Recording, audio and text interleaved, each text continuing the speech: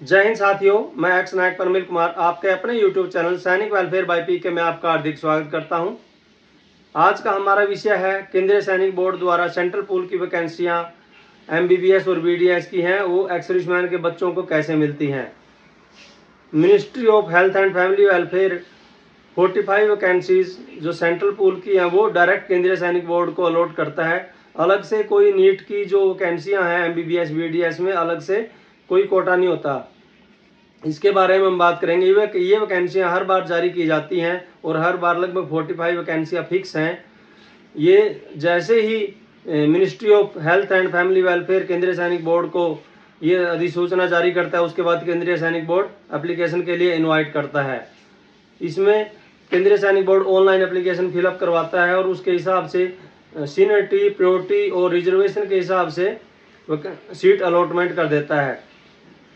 इसमें सबसे पहले बात करते हैं, सबसे पहले जो डॉक्यूमेंट की भी ज़रूरत पड़ती है वो इंटर SC प्रायोरिटी के हिसाब से एक सर्टिफिकेट बनता है। उसमें ये होता है कि भी आपकी प्रायोरिटी कौन सी है। उसमें जो 2018 का लेटर है केंद्रीय सैनिक बोर्ड का, उसके अकॉर्डिंग सबसे पहले प्रायोरिटी जो डिसेबल्ड इन एक्शन हैं, जो ऑन ड्यूटी थे और वो लड़ाई के दौरान या किसी ऑपरेशन के दौरान शहीद हो गए हैं, उन सभी के बच्चों को फर्स्ट प्रायोरिटी पे सीट अलॉट की जाती है। दूसरी प्रायोरिटी जो डिसेबल्ड इन एक्शन है, जो बैटल कैजुअलिटी हो गए हैं, डिसेबल हो गए हैं और उनको बॉडी डाउट भेज दिया गया है घर पे, तो उनके बच्चों को 2 नंबर प्रायोरिटी मिलती है। उसके बाद किल्ड वाइल इन सर्विस, जैसे जो बंदे सर्विस के दौरान एट्रीब्यूटेबल टू मिलिट्री सर्विस होते हैं और वो डेथ हो जाती है उनकी वहाँ पे, तो तीसरी प्रायोरिटी उनके बच्चों को मिलती है। चौथी प्रायोरिटी जो एट्रीब्यूटेबल टू मिलिट्री सर्विस हैं, डिसेबल्ड हैं और बॉडी डाउट भेज दिए गए हैं, मतलब उनको कोई इंजरी या फिर कोई ऐसी बीमारी थी जो फौज की वजह से हुई थी, एट्रीब्यूटेबल टू मिलिट्री सर्विस उनके बोर्ड में है और उनकी शेल्टर्ड अपॉइंटमेंट विड्रॉ करके सर्विस पूरी होने से पहले घर भेज दिया गया है, वो बॉडी डाउट बोलते हैं उनको। तो चौथे नंबर पे प्रायोरिटी आती है उनकी। 5वें नंबर पे जो सर्विंग और डिफेंस पर्सनल रिटायर्ड हैं, उनको जो मेडल कैटेगरी में है ना, जो मेडल और कीर्ति चक्र, शौर्य चक्र, अशोक चक्र, जितने भी अवार्ड होल्डर्स हैं, उनके बच्चों को 5 नंबर की प्रायोरिटी मिलती है। 6 नंबर की प्रायोरिटी एक्स सर्विसमैन को मिलती है। 7 नंबर की प्रायोरिटी उनकी वाइव्स ऑफ एक्स सर्विसमैन या उनकी विधवाएं हैं, विडोज हैं जो एक्सपायर कर गए हैं उनको, और 8वें नंबर की ऑन सर्विस वालों को, और 9वें नंबर की प्रायोरिटी ऑन सर्विस हैं जो उनको NOC वगैरह लेके अगर वो सीट के लिए देखते हैं तो उनके लिए हैं। तो बात करते हैं एप्लीकेशन की। एप्लीकेशन अभी भी मैंने जस्ट आज शुक्रवार को मैं सुबह सुबह वीडियो बना रहा हूँ 24 को, तो अभी तक तो एप्लीकेशन ऑनलाइन शुरू नहीं हुआ। मैंने चेक करके वीडियो बनाई है, तो हो सकता है उनकी तरफ से कोई दिक्कत हो, ऑनलाइन एप्लीकेशन शो नहीं हो रही है। केंद्रीय सैनिक बोर्ड की वेबसाइट पर फिलअप करते हैं तो ये हो जाएगी, इसकी चिंता मत करो। वही वेबसाइट है जिस वेबसाइट पर आप CA भरते हो, वही लॉगिन है, उसी में आपको लॉगिन करना है। नॉर्मल CA जो ऑनलाइन अप्लाई करते हो, जो नहीं करता है, जिसने ऑनलाइन ID नहीं बनाई है, वो बनवा सकता है। वेबसाइट है www.ksb.gov.in। जिन्होंने आज तक रजिस्टर नहीं किया है, क्योंकि बड़े बच्चे हैं जिनके अगर, तो वो रजिस्ट्रेशन करके ऑनलाइन एप्लीकेशन जारी कर सकते हैं, अप्लाई कर सकते हैं। वही फिर इसका सीक्वेंस होगा, ऑनलाइन डॉक्यूमेंट अपलोड करने के बाद जिला सैनिक बोर्ड में देने और वो आगे एप्लीकेशन को भेज देगा, उसके बाद सीट अलॉट हो जाएंगी।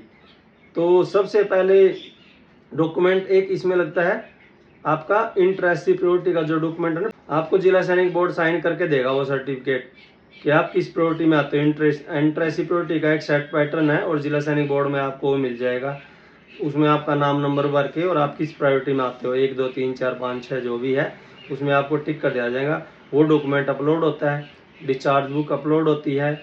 अगर जो गैलेंट्री अवार्ड होल्डर हैं उनका जो गजट नोटिफिकेशन है वो अपलोड हो जाता है। अगर कोई बैटल कैजुअलिटी हुआ जो भी है तो उसका कैजुअलिटी सर्टिफिकेट अपलोड हो जाता है। डिस्चार्ज बुक अपलोड होती है।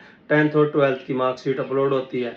बच्चे का फ़ोटो लगता है, आपकी बैंक डिटेल लगती हैं। ये सब चीज़ें अपलोड करने के बाद एप्लीकेशन को सेव एंड फॉरवर्ड कर दिया जाता है और एप्लीकेशन का प्रिंट लेके ये सभी डॉक्यूमेंट है जो साथ में लगा के जिला सैनिक बोर्ड में एप्लीकेशन सबमिट कर देनी है। तो जय बताता हूँ मैं आपको, ज़्यादातर वैकेंसियाँ अभी तक का जो है पिछले 4-5 साल का रिकॉर्ड है वो 4 नंबर कैटेगरी तक ख़त्म हो जाती हैं। मतलब disabled in action, killed in action,